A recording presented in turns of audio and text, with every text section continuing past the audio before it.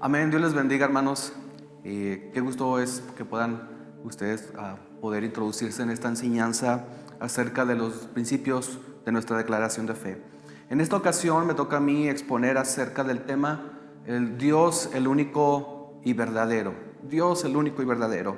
Yo considero de suma importancia que sepamos que el concepto que tengamos acerca de Dios va a afectar en toda nuestra teología. Es muy importante que nosotros aprendamos y tomamos mucha importancia en el tema acerca de Dios, porque del tema de la doctrina de Dios se derivan las demás doctrinas.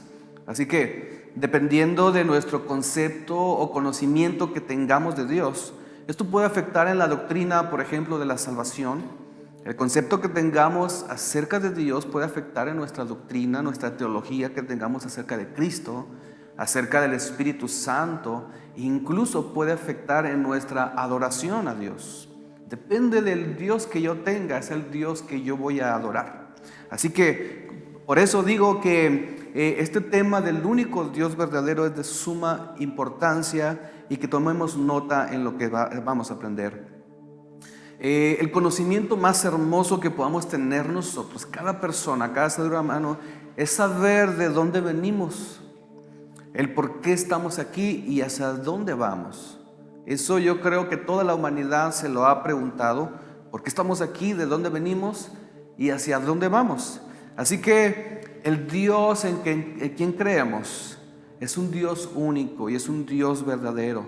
De todos los dioses que se nombran en el mundo, el único que es verdadero es el Dios de Israel, y la Biblia nos enseña, y lo vamos a aprender en esta tarde, que nosotros venimos de Él, que nosotros fuimos hechos por Dios y fuimos hechos para Dios.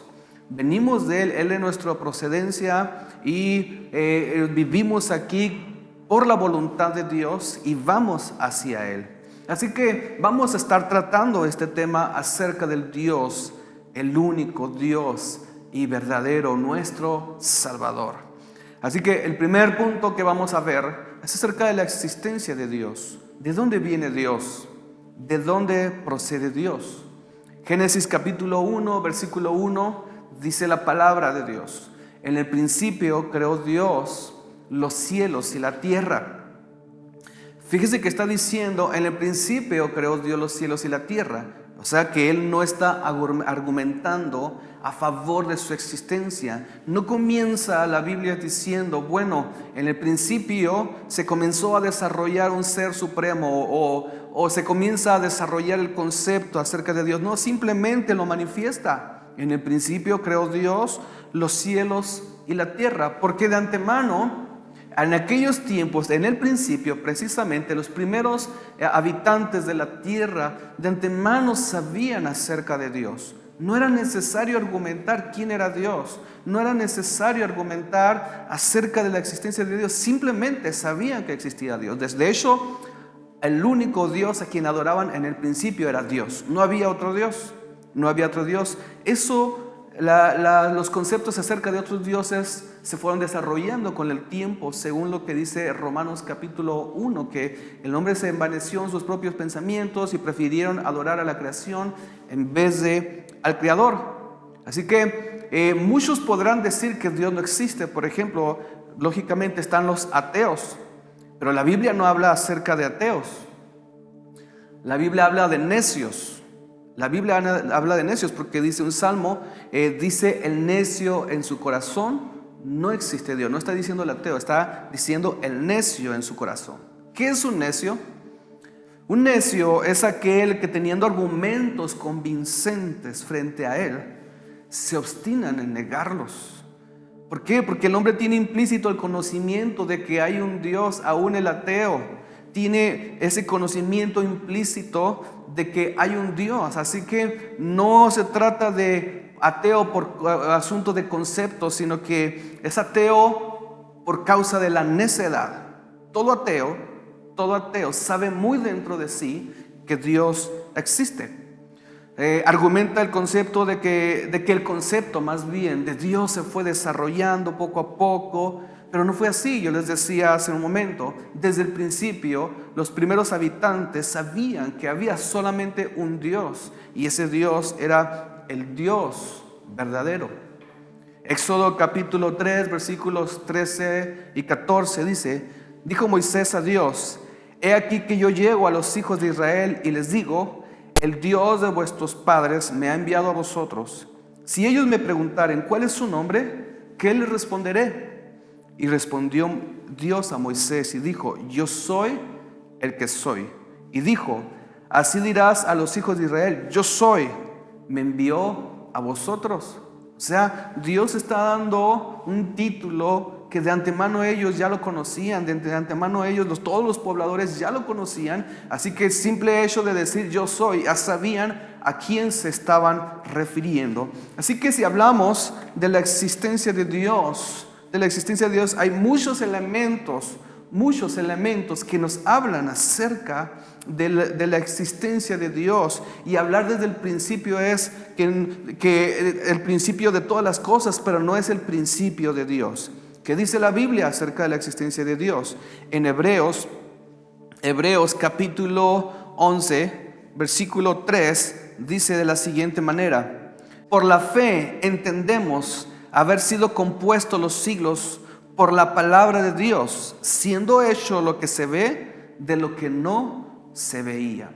Así que la Biblia está argumentando acerca de la existencia del universo, de dónde procede, pero no acerca de la existencia de Dios, porque de antemano Dios es un Dios eterno, no tiene principio ni tiene final.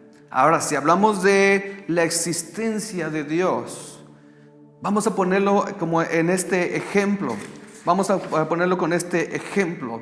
Hay evidencias que Dios existe, decíamos, ¿verdad? Hay evidencias de que Dios existe. Y una de las evidencias es la creación.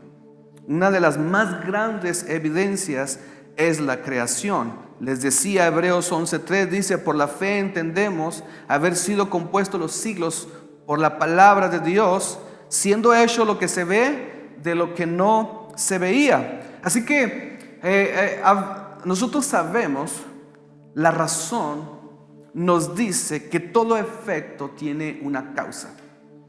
Todo efecto tiene una causa. Si nosotros vemos la creación, si nosotros miramos hacia afuera, hacia el universo, miramos las estrellas, miramos las constelaciones, la majestuosidad del universo, si nosotros volteamos a ver hacia la naturaleza, los bosques, las aves, las flores del campo, todo esto nos habla de un principio de causalidad. ¿De dónde vienen todas las cosas? ¿De dónde vienen todas las cosas? El universo es tan vasto y tan amplio que por siglos el ser humano se ha preguntado de dónde surgió todo esto. Alguien dice: esto surgió de la casualidad. No es lo mismo causalidad que casualidad. No es lo mismo. Pero entonces, hermanos, nosotros entendemos esto. Si nos enseñan un reloj de pulso, ¿verdad que no nos preguntamos de dónde salió? Como este reloj, ¿de dónde salió? ¿Cómo es que trabaja tan preciso, tan exacto? ¿Cómo es que puede dar el tiempo, los minutos, los segundos tan exactos, que va en sincronía con otros relojes? ¿De dónde salió? No nos preguntamos de dónde salió, cómo surgió, sino que nos preguntamos cómo, o más bien quién lo hizo. ¿Quién es el creador? Nos preguntamos por la marca, por lo tanto vamos acerca quién hizo. Así que podemos mirar a las estrellas, podemos mirar a las constelaciones, podemos mirar esas flores tan hermosas, esas aves tan hermosas, tan especiales, y la pregunta que surge es: ¿quién lo creó? No debe ser cómo vino, cómo sucedió todo esto. Así que llegamos a la conclusión de que hubo una mente inteligente que les dio forma y los creó con un propósito definido. Esto es la sabiduría de Dios. La sabiduría de Dios. Tenemos una evidencia muy fuerte que es la creación. Pero otra evidencia que nosotros tenemos acerca de la existencia de Dios es la naturaleza humana. Nosotros como humanos somos prueba de que Dios existe. Simplemente al analizar nuestro cuerpo, Al analizar la anatomía, la fisionomía del cuerpo humano, nos damos cuenta que esto tuvo que haber un diseñador.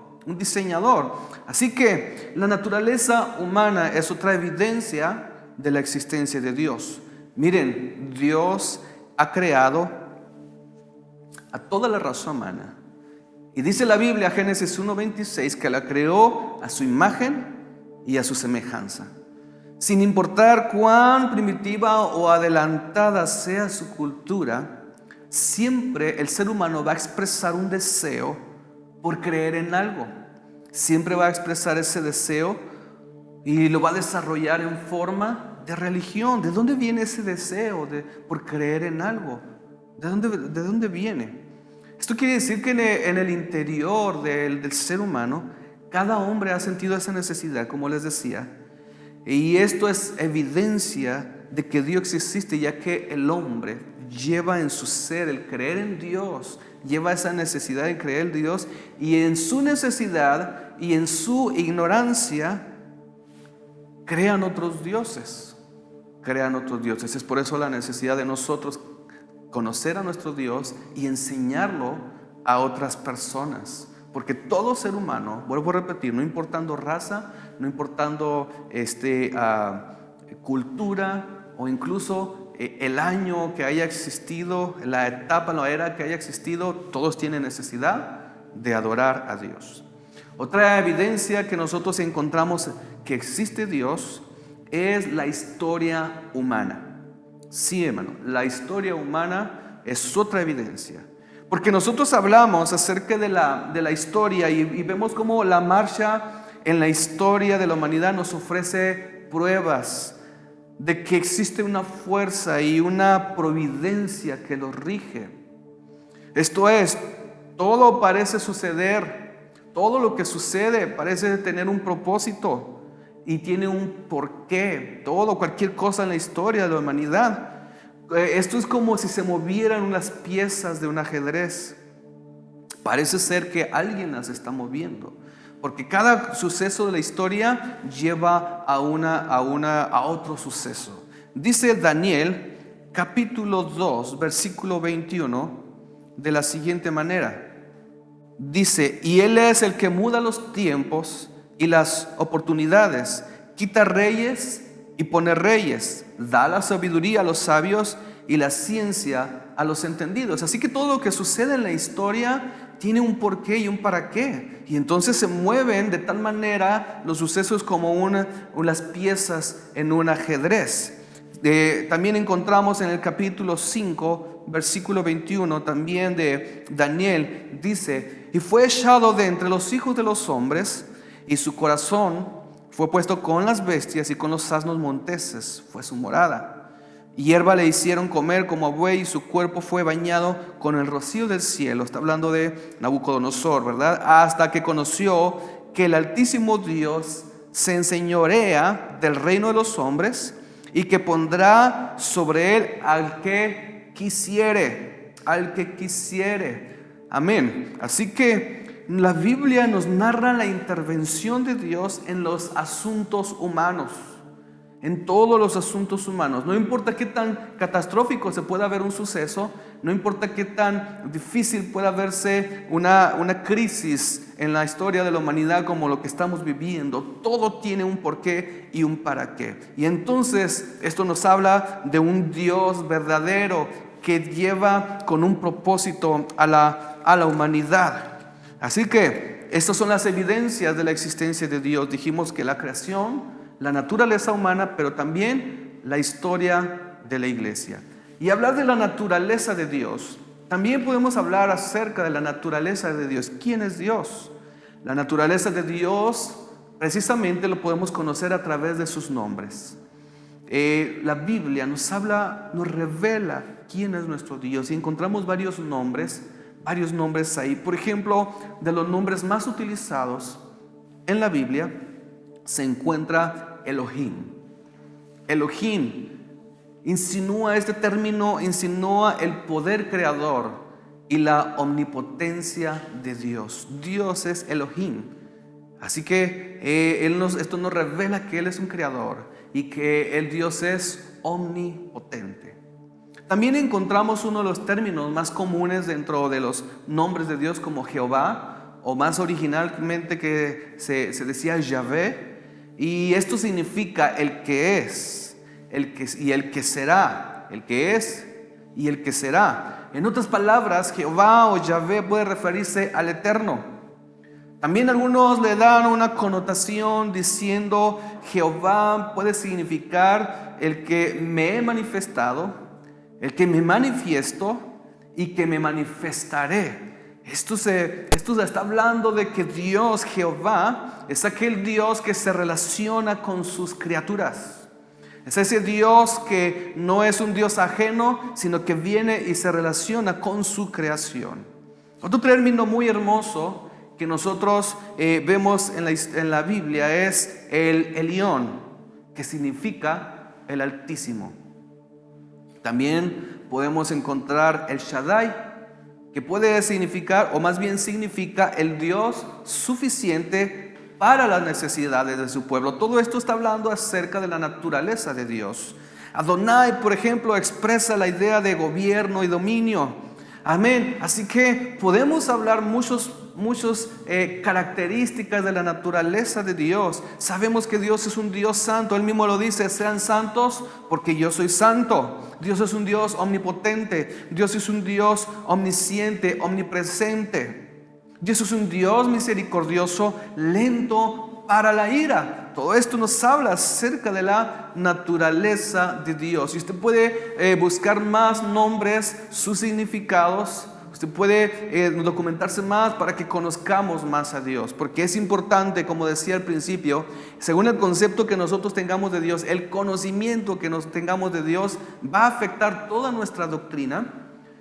E incluso va a afectar nuestra forma de adorar a Dios. Si tu Dios es un Dios pequeño, tu adoración es pequeña. Pero si tu Dios es un Dios grande, maravilloso, majestuoso, entonces tu alabanza será una alabanza, tu adoración será una adoración grande, majestuosa, maravillosa. Un escritor llamado Westminster dice: Dios es espíritu, Dios es infinito, Dios es eterno e inmutable en su ser. En Él está la sabiduría, en Él está el poder, la santidad, la justicia, la bondad y la verdad. Todo lo que es Dios lo resumimos en estas palabras. Ahora, dentro de la naturaleza de Dios encontramos la Santísima Trinidad, la Trinidad. Y este es otro concepto, esto es parte de la doctrina muy importante acerca de Dios, porque esto también puede afectar en otras áreas de la teología o de la doctrina que nosotros tengamos.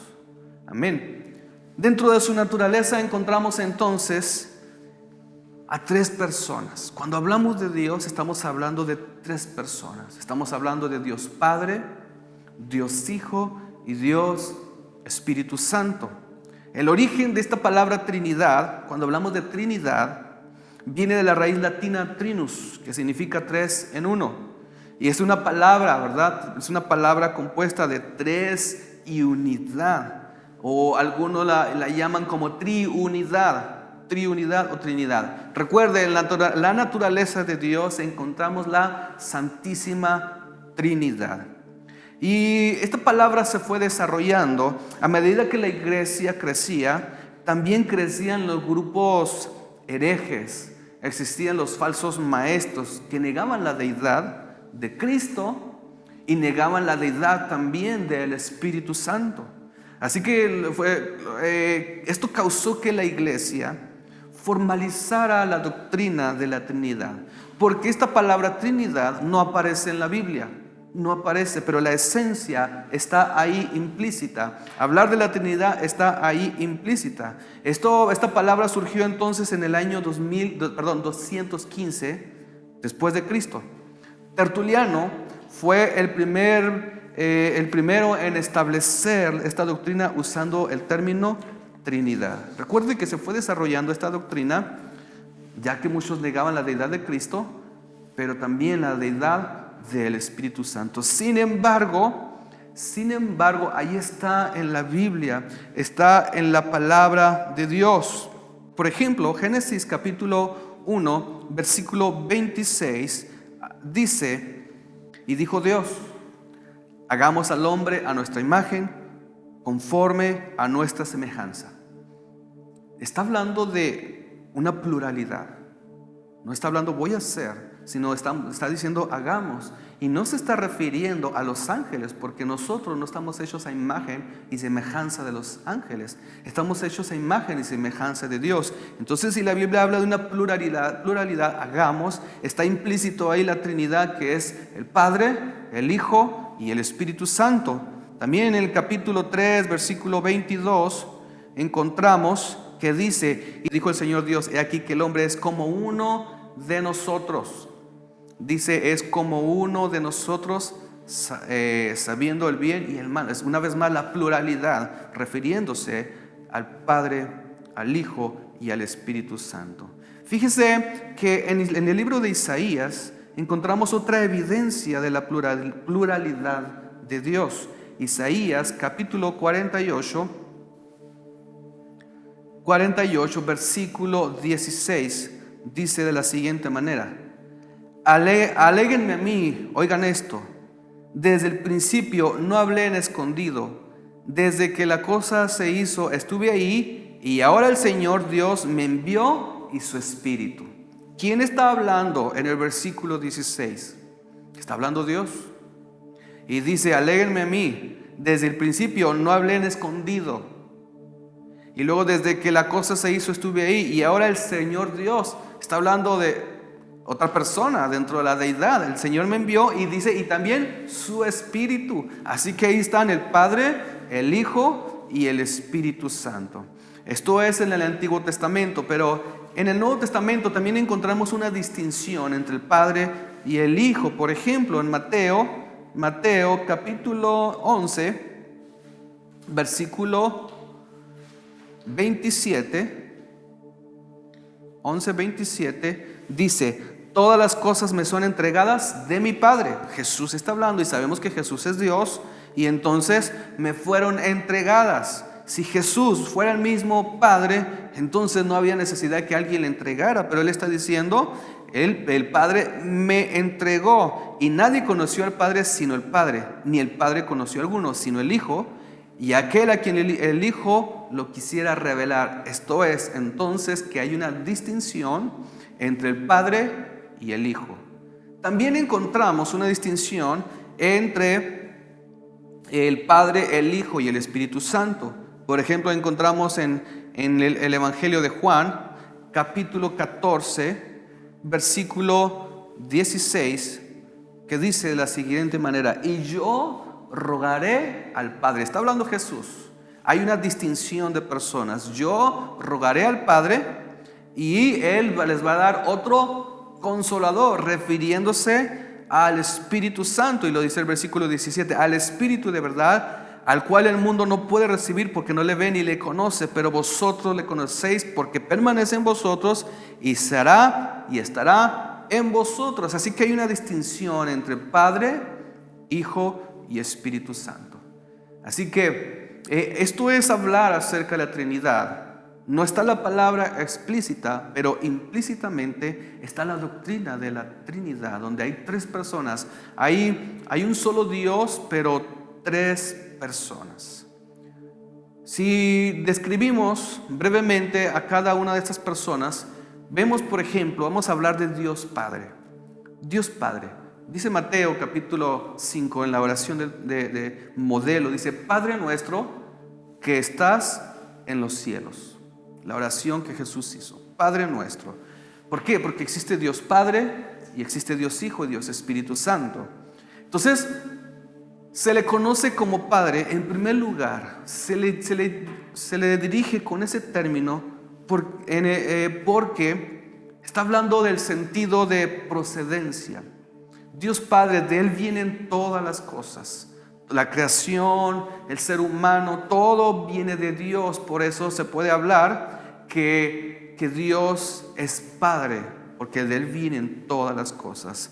También se le denomina Padre en relación con Israel. ya que Dios formó esa gran nación y Dios escogió a esa nación para sus propósitos. Por eso también se le llama Dios Padre, pero también es Padre de Jesús, por cuanto fue engendrado por Él. Hay varios versículos que podemos mencionar acerca de Jesús, que Él procede del Padre.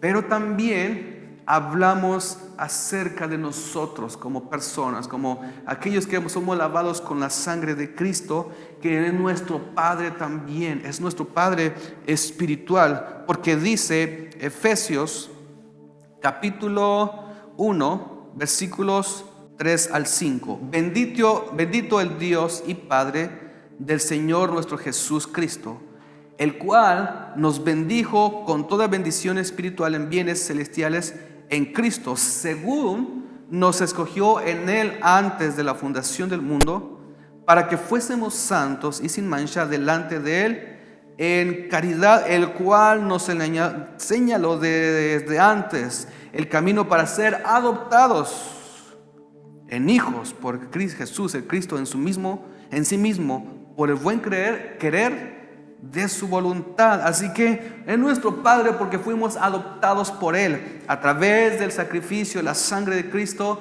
Él se ha convertido en nuestro Padre. La Biblia dice: mas a todos los que le recibieron, a los que creyeron en Él, les dio potestad de ser hechos hijos de Dios. Somos adoptados, por lo tanto Él es nuestro Padre.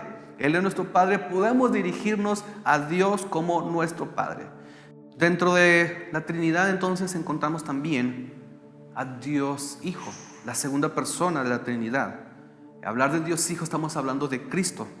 Y Cristo fue más que un simple hombre, fue más que un simple sabio o una persona muy iluminada, sino Cristo fue y es el Hijo de Dios. Dice el evangelista Juan, capítulo 20, versículos 30 y 31. Y estas cosas se han escrito para que creáis que Jesús es el Hijo de Dios y para que creyendo tengáis vida en Él. Amén. Así que la cristología, o sea, el estudio de Cristo, es el centro de la vida del cristianismo. Eliminar una de las características de Cristo, de esta doctrina, sobre lo que la Biblia habla acerca de la divinidad de Jesús, significaría cercenar las principales doctrinas en relación a la Trinidad y sus implicaciones en cuanto a la salvación. Así que necesitamos tener muy claro el tema de Dios Hijo. Dios Hijo es nuestro Salvador. Él es el Hijo de Dios y es parte de la deidad, la segunda persona de la deidad. Él es nuestro Salvador.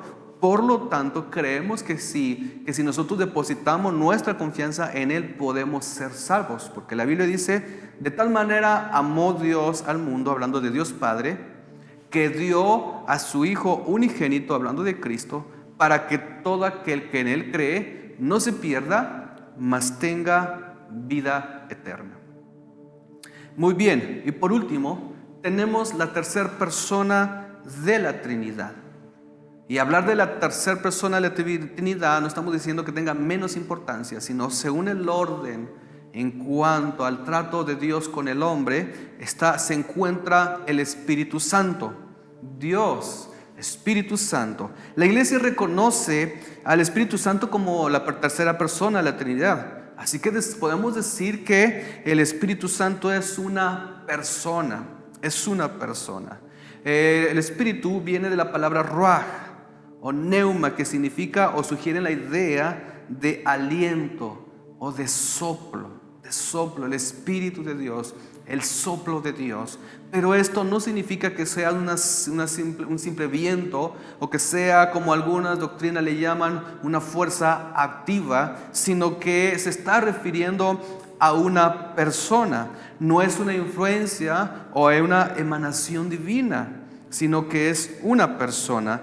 Por ejemplo, podemos ver en Juan capítulo 15, versículo 26, que dice de la siguiente manera: pero cuando viniere el Consolador, el cual yo les enviaré del Padre, el Espíritu de verdad, el cual procede del Padre, Él dará testimonio de mí. Él dará testimonio de mí. Está hablando de un ser personal, un ser personal. También podemos ver en Hechos capítulo 5, donde Ananías y Zafira llegan ante Pedro. Primero Ananías y luego Zafira llegan ante Pedro, y luego le dice: le has mentido al Espíritu Santo. Primero lo confronta, le dice: ¿por qué has mentido a Dios?